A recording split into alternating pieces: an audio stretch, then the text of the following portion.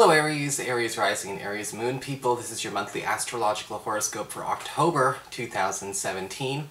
And remember guys, these horoscopes are meant to talk about the big background energies that are going on throughout large portions of the month.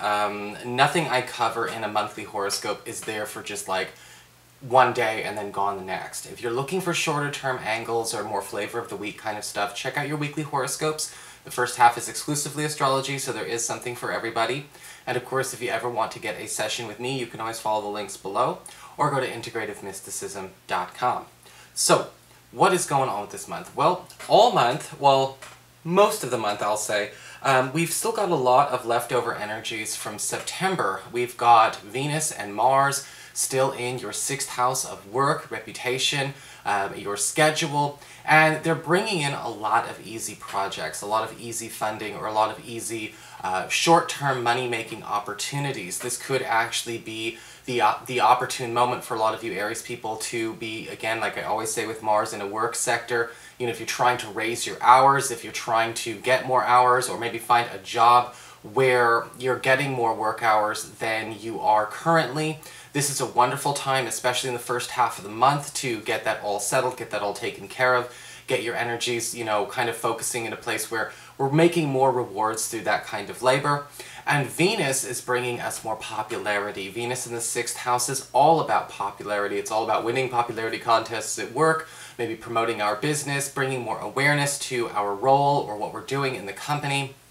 And so we're kind of putting you in the spotlight this week and shining a light, maybe not so much on you personally, but on the work you churn out. And usually Venus and Mars together will always bring a nice reward for that.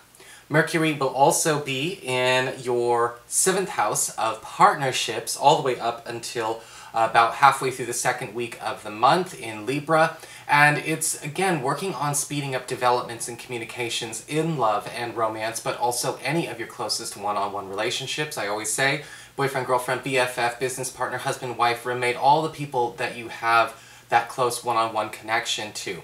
If maybe things have become a bit distant, or maybe we're trying to hurry things along to more of a committed type of arrangement with this person, we're trying to get something set in stone, we're trying to clear a lot of excess, distractions, and things like that out of the way, Mercury is definitely working double time, especially between the 1st and the 17th, on helping you get as much cleared as possible, but also to, again, really open things up for a lot more, I guess you could say, efficient, but at the same time, satisfying progress in any relationship or direction towards a relationship, partnership that you are trying to create.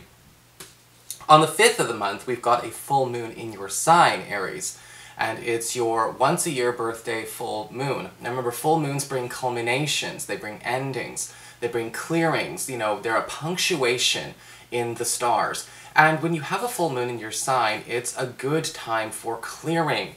And in the 2 weeks to follow, between the 5th and the 19th, it's a time to think about what are you trying to purge from your space, what are you trying to get rid of, what do you need to let go of that you've been having a hard time getting off your own plate. This full moon in Aries says putting this into action, putting this energy into motion is going to be working all the more hard on getting you, you know, that freedom, that space, you know, to be filling it with something better. You know, so if that's getting rid of maybe an obligation that you have, some kind of burdensome effort or chore that you have, an expense, or maybe even a difficult person, this full moon is allowing you to get that clearing underway. On the 10th of the month, we've got a big move, and I'll be doing a special video about this. We've got Jupiter, planet of expansion, luck, and abundance, of wealth and all kinds of good things, moving into Scorpio, into your 8th house of shared resources, passive income, intimacy, and self-employment monies. And this is going to be here for pretty much a full year and some change. And with Jupiter moving into your 8th house, this is a wonderful boon for anyone who's been trying to make money on the side, or make money outside of a regular salary or hourly income. This is a wonderful time for people who are looking to perhaps start a new business, or people who are looking to perhaps, you know, make more money in things like sales, incentive programs, commissions, tips, things like that. You're going to be noticing a lot of those on the rise. Often enough, a lot of investments that we are waiting to pay off or waiting to accrue in profit for ourselves start to be on the rise as well. If you've been hoping that, perhaps there is a property that you own that's supposed to go up in value, you're trying to sell it, you can actually expect some larger payoffs in those areas as well with Jupiter in the 8th house. It's also a great time for people who share income with a spouse, because the 8th house can talk about your spouse's income, what they are bringing to the table. And over the course of the next year, you may be with a much wealthier partner, because of, maybe some kind of raise or boost of luck, also being shared and given to them by Jupiter in this placement. One of the things I will say, though, with Jupiter in the 8th house for you single Aries people, it will bring you a lot of potential romantic partners, but be careful. Jupiter tends to, indulge a bit more in the play, and it's a little bit harder to get serious over the course of this year. So, if you are ever expecting things to just sort of go in that direction, it's going to require more involvement from you. But it is all around still. It's never a bad thing to have Jupiter anywhere, but that's how it's going to work out for you.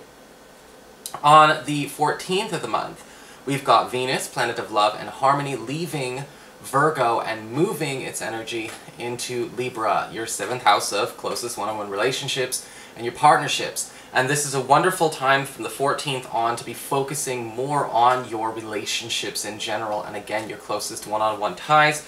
With Venus in the 7th house, we definitely do have an opportunity to start attracting more of an opportunity to become an item. For those of you that are looking to become an item in the near future, while Venus is in your 7th house of partnerships or aspecting it, it's a wonderful time.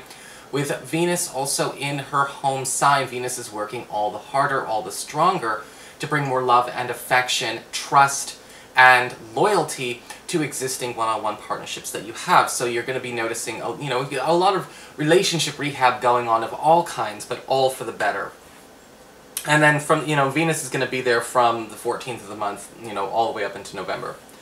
On the 17th, we've got Mercury moving out of that partnership sector and into Scorpio, into that 8th house of shared resources and passive income.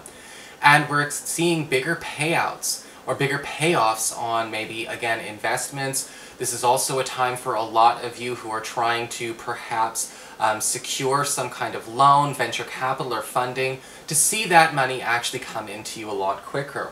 Mercury in the 8th house from the 17th for the duration of the month can also be a wonderful time for those of you that are trying to maybe actually collect, if you're trying to get money that is owed to you, whether it's owed through some kind of settlement or perhaps just simply a favor that you've done for somebody. This is a wonderful time to actually start to see reciprocation and reciprocity. On the 19th, we've got a new moon in that 7th house of partnerships. And love and romance, and my God, it just seems like all of it is always coming back to this. And with the new moon here, this is going to be where I think a lot of single Libras are going to start drawing in people who are a lot more, I guess you could say, compatible for the long haul, as opposed to compatible in the 5th house sense. Remember, in astrology, there are several areas that connect to love. Now, the 5th house is sort of that honeymoon romance movie kind of energy. But the 7th house, that's about the partnership that lasts the test of time. That's, it's considered the marriage house versus just the dating house. And with a new moon in this area, a lot of you who are looking for somebody who's supposed to last the test of time, and somebody who's more about, who matches you more on a deeper level than your just immediate present self needs, this is the moon that will start to attract that energy towards you. And with that new moon, it's also going to be, it's going to be in a very interesting place. It's opposed to Uranus retrograde in your sign. So what it's going to be doing is going to be playing a little bit of a game, not necessarily a bad game, but what it's going to do is it's going to kind of challenge you to see, well, all right, maybe the stuff I'm asking for up front is really down the road kind of material, and what I'm willing to wait for needs to be up front, and maybe we need to start reversing those things. So there's an interesting lesson in the romantic priorities there. On the 22nd, we've got Mars, planet of, action, energy, passion, as well as loyalty and conviction. It's the warrior planet moving into that 7th house of partnerships. And this is focusing more on the platonic close relationships that you have. You know, who are your BFFs? How strong is your platonic support system? You know, when Mars is in the 7th house, it pulls those people back to us. Sometimes we drift, you know, sometimes we don't have a BFF anymore because maybe culturally, you know, in a lot of countries, especially in the West, you know, having a BFF and a spouse at the same time doesn't happen so much. Or maybe it's, you know, we end up moving or something along those lines. But Mars is kind of pulling in that energy and going like, look, you make better choices when you have a better support system. And, you know, we're going to work on getting your closest, you know, right-hand, left-handed, you know, your right-hand and left-hand man and woman back in your space when you're at your best. You know, you do need your own, you know, counsel, so to speak. And over the course of the 22nd of the month, going, you know, well into November, we're going to be working on crystallizing and, you know, bringing those relationships tighter as well. On the 23rd, final aspect of the month, we've got the Sun moving into Scorpio, into that 8th house of shared resources, passive income, and intimacy. And the Sun is talking about getting more out of what's already there, or getting more out of the way you already go about these ventures. And I think that, again, with Jupiter also being in that spot, a lot of Aries people are going to be seeing better ways, or I guess you could say increased fertility of the projects they are working on. You know, getting a better payout on the work that they are doing in these areas, self-employment, income, their investments, if they're investing, anything along those lines. You're also going to be seeing, again, bigger payouts out of the efforts that you make with a partner, whether it's a business partner or a romantic partner.